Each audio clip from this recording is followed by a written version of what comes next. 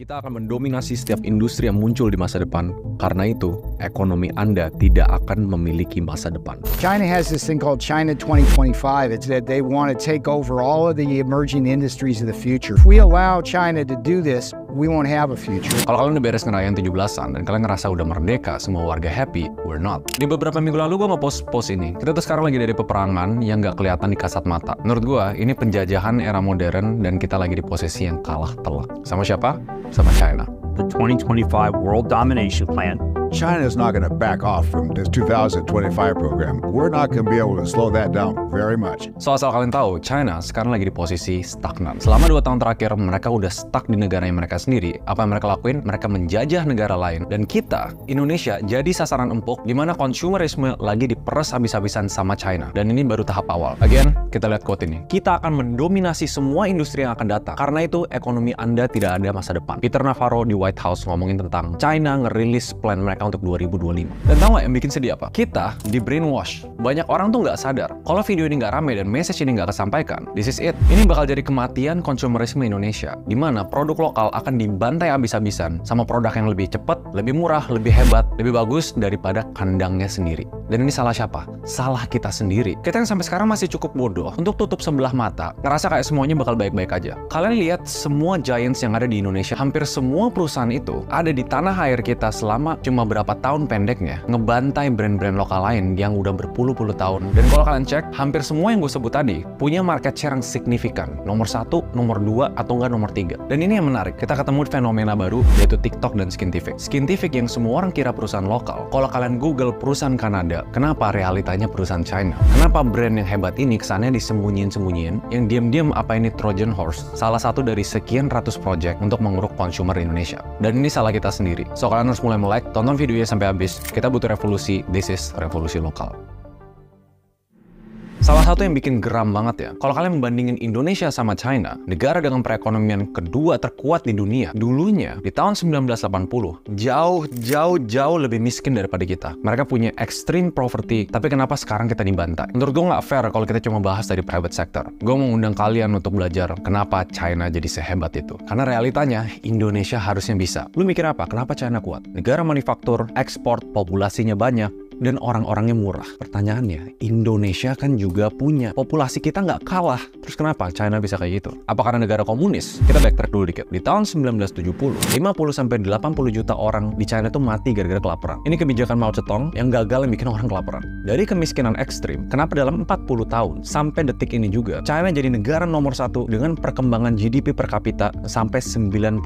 Kalian bandingin sama negara lain. Awal mulanya tuh menurut gue ya, pemerintahannya mau pinter. Yang awalnya negara komunis yang tertutup, di tahun 1978, Deng Xiaoping mulai buka kebijakan pintu terbuka di Shenzhen. Dan itu cuma pilot project, masih project iseng-iseng kecil. Pertama lu mikir kayak gini ya, warganya kelaparan, gak punya duit, apa solusinya untuk bikin mereka gak kelaparan? Ya kasih mereka duit, buat mereka bisa makan sendiri, naikin taraf hidupnya. Dan di saat itu, pintu terbuka, seluruh negara di dunia, itu kayak gini, hey guys, masuk ke China, lu buka pabrik di sini, pajak-pajak lu udah gratis, gue murahin semuanya. Lu pakai aja nih warga-warga yang di China itu masih agak goblok ya istilahnya, edukasinya masih rendah banget, kan cuma kerjain pabrik. Yang penting uang lu nih, negara-negara dari luar, uang perusahaan-perusahaan luar, setidaknya nomor 1, masuk ke pabrik-pabrik ini, mempekerjakan orang-orangnya punya duit, orang-orangnya bisa makan, orang-orangnya naik taraf kehidupan.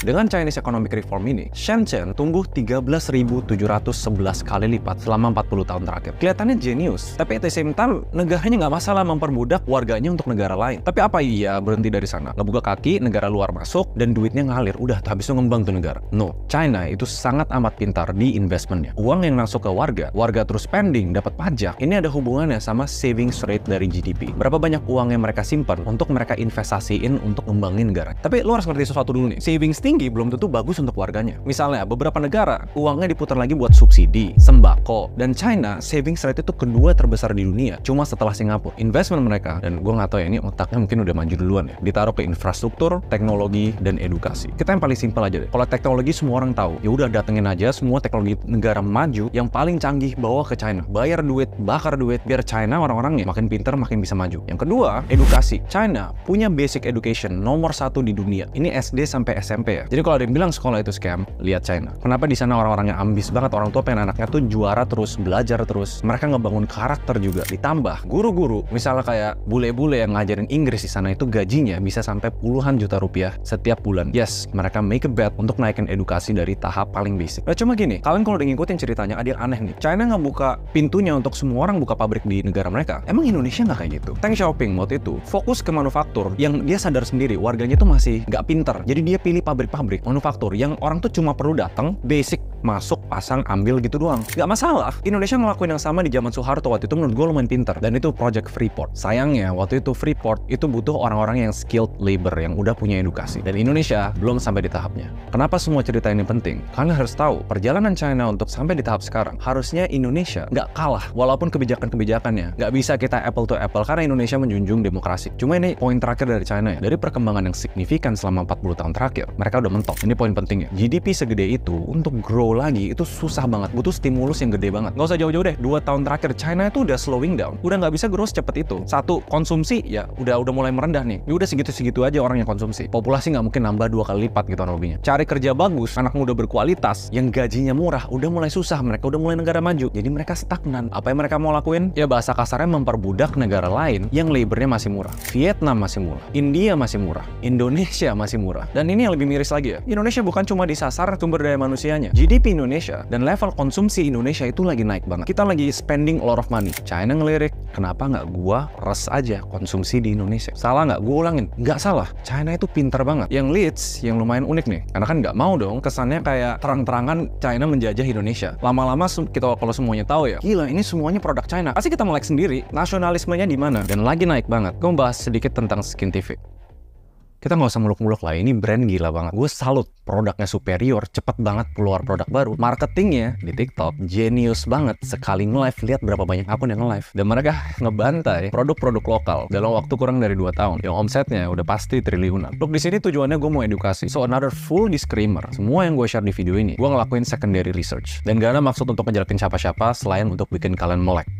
When we talk about Skintific, hal pertama yang gue dengar dari orang satu, oh ini produk lokal. Emang iya? Terus mereka Google, oh ini produk Kanada, Skintific Kanada. Brand yang bisa merajalela di TikTok, yang punya market share signifikan, membantai produk lokal. Dari yang gue ketemu, itu brand China. Dan gue nggak tahu apakah ini Project S terselubung, karena kan Project S udah dibilang tuh nggak bakal buka di Indonesia. Gue nggak tahu. Kita balik lihat websitenya deh, Skintific Kanada. Tampilannya tuh kayak gini. Kelihatan nih, foundernya Christian Tveit sama Anne Kristin Stock. Itu dari Norway, 1957. Tapi gue cek, brandnya itu Skintific pakai I, ada yang pakai I juga, walaupun sama-sama pakai founder yang sama. Nah, kurang tahu mereka beli license atau mereka kerja sama brand Norway, tapi yang pasti kalau dicek website Skintific Kanada di bawah PT May Sundsvall. Nah, itulah namanya. Dan PT ini distributor tunggal Skintific di Indonesia. Atau bisa dibilang PT ini tuh basically Skintific ya kalau di Indonesia ya. Dan semua manufakturnya di Cina. Ya itu masih wajar ya. Hampir semua brand internasional juga manufaktur di Cina. Tapi gue cek lagi di websitenya. Domainnya dimiliki sama Alibaba. Dan kalau dicek di data ini, yang benar Skintific tuh cuma ada di Indonesia yang rame. Bukan global brand lah bisa dibilang ya. Sebenarnya gue masih belum ketemu kenapa mereka bilang Skintific Kanada. Dan gue lihat ada satu website ini, vmedianetwork.com. Panjang nih, tapi poinnya. Rank first in Southeast Asia, the core team of VMe comes from Alibaba and Huawei and uses advanced online internet thinking on models. Jadi sebenarnya ini brand China atau brand Kanada. Dan kenapa story ini penting ya? Karena mungkin ini caranya. Pelan-pelan kita bisa diselundup sama produk-produk yang bukan punya kita sendiri. Skintific is an amazing brand. Produknya bagus, marketingnya genius. Tapi kita nggak bisa gini terus. Ini kekalahan yang menurut gua ada di tangan kita sendiri. Jangan mikir brand China itu jelek. Mereka emang superior daripada kita. Tapi kalau kita biarin terus dan kita main iya sebagai konsumer, ya udah beli aja kan lebih bagus. Kita bakal gali lubang kubur kita sendiri. Gimana UMKM nanti yang mau maju? Gimana kita bisa bersaing di skala internasional? We will lose. Di sini gue ngajak kalian di chapter terakhir, revolusi lokal. Dan ini mungkin jadi satu campaign yang pengen gue pertahanin. Kita nggak kekurangan orang pintar di Indonesia, dimana kita harus mulai bersaing secara internasional. Tapi ada beberapa hal yang kalian harus melek, yang kita bisa lakuin sebagai warga negara Indonesia untuk naik level. Sekarang kita bahas dari sisi konsumer. Apa artinya kita nggak usah beli produk-produk internasional? No, gue masih pakai produk internasional. Sampai sekarang laptop, jam tangan, HP, elektronik, gue masih pakai brand internasional. Sesimpel karena gue mikir, emang produknya superior. Tapi sebagai konsumen Indonesia, ada banyak banget hal-hal yang kita bisa beli setiap hari, yang kita tuh nggak kalah. Negara Negara udah mulai step in by the way. Ada dasar-desus import di bawah 1,5 juta itu mulai di-ban tuh di marketplace. Ada lagi yang semua BUMN kalau mau pengadaan sekian persen tuh harus barang lokal. That's a good start buat konsumen. Gue mau berkaca ke satu campaign yang Tokopedia lakuin dulu. Namanya filosofi pete. Kita nggak mau beli produk lokal. Kenapa? Soalnya mereka jelek. Karena kita pernah beli dulu terus kita kecewa. Sekitar 10 tahun lalu, 5 tahun lalu kita langsung udah cap nggak layak untuk beli Indonesia. Harga lebih mahal, kualitasnya lebih bagus dari luar. Tapi ada baiknya kalau kalian coba lagi sekarang. Nggak sedikit kok produk-produk lokal yang kualitasnya udah bisa saingin internasional. Harga lebih mahal, oke lah. Supply chain kita masih memang terbatas. Produknya sedikit lebih lama, oke lah. Manufacturing kita memang belum secanggih China. Tapi when the money beredar antara warga sesama Indonesia, di situ baru semuanya bakal naik level bareng-bareng. Daripada semua uang yang kita beli untuk konsumsi, ujung-ujungnya ke negara lain. Karena dia bikin uang luar masuk ke China. Dan uang di China, kalau bisa beredar terus di China, kita jangan ngelakuin sebaliknya. It's okay kok beli produk internasional. Tapi melek, dan siapa tahu 10 tahun lalu yang kalian nggak suka pete, sekarang kalian coba lagi, oh ternyata pete itu enak, karena Indonesia udah naik level.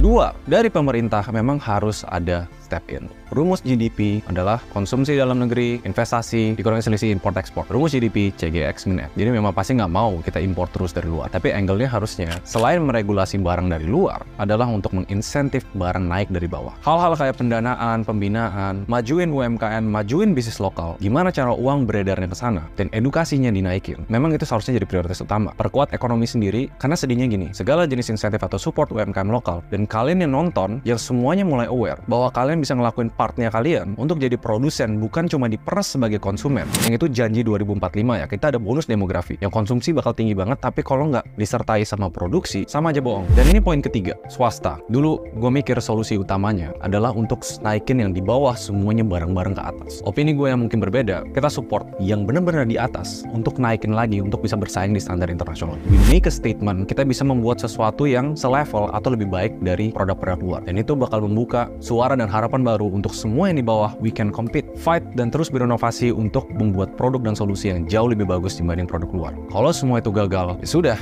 Ini perang yang kita harus akuin, kita kalah. Dan kalah bukan gara-gara orang lain, gara-gara kita sendiri. Why this video matters a lot? Karena ini penting banget. Gue punya sense of nasionalisme yang lumayan tinggi. Gue pengen one day, sebelum gue mati, gue punya sesuatu yang gue bisa tinggalin di Indonesia. Dan makanya ini panggilan untuk bahkan semua content creator yang nonton ini, untuk viewers, untuk produsen, untuk UMKM, untuk government, let's push this effort together. Revolusi lokal cuma bisa dilakuin sesuai dengan values Indonesia itu sendiri, yaitu gotong royong. Kita nggak bisa kalah, capek, kita tuh ketinggalan terus dari revolusi internet, e-commerce, industrial, AI.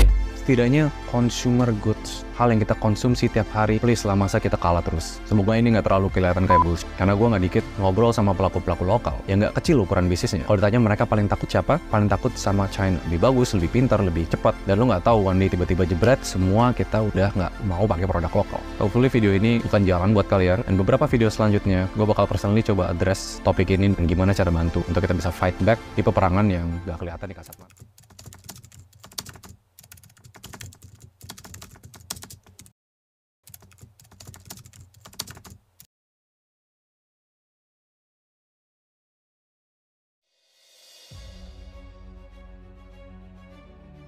Banyak PHK saat ini, inflasi dan kenaikan harga begitu mencekik.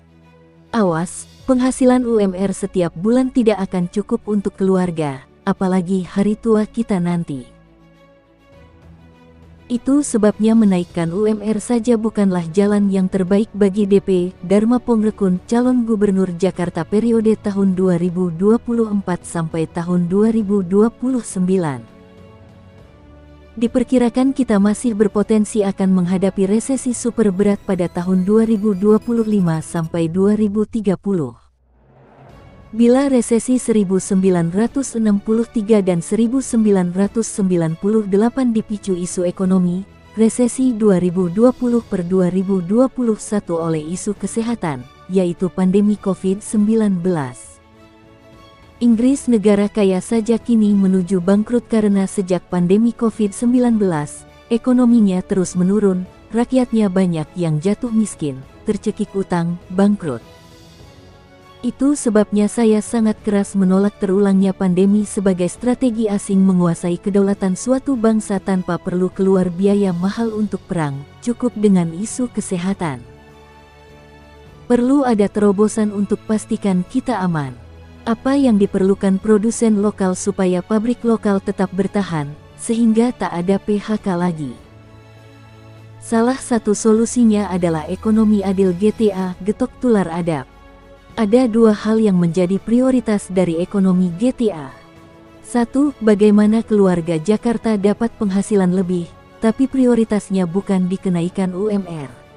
Contoh, karena ayah bekerja dapat UMR, keluarga 4 anak butuh 15 juta, UMR 5 juta, mana cukup? Dengan GTA, ibu, anak yang sudah lulus sekolah, tapi belum dapat kerja, sekeluarga, asal mau bekerja, semua bisa dapat penghasilan di rumah. 2. Sistem ekonomi GTA ini khusus untuk membantu produk lokal.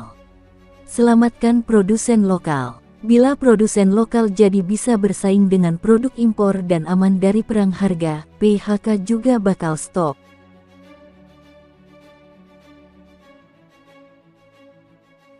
Syarat untuk berhasil hanya perlu rakyat Jakarta kompak.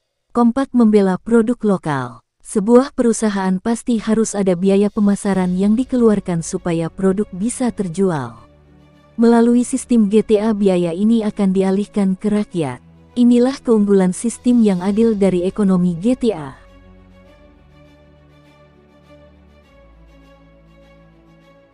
Perusahaan senang karena produk pasti terjual, dan bebas perang harga karena dibela rakyat. Tak perlu event, promosi, iklan, yang selain mahal, penjualannya juga belum pasti. Rakyat senang karena walau kerja di rumah, hasil GTA bisa berpotensi lebih besar dibanding UMR, apalagi seumur hidup, bahkan bisa diwariskan. Sehingga apabila UMR tidak bisa dinaikkan sesuai harapan karena perusahaan sedang susah, ekonomi keluarga tetap aman hingga cucu cicit. Oleh Dharma Pongrekun.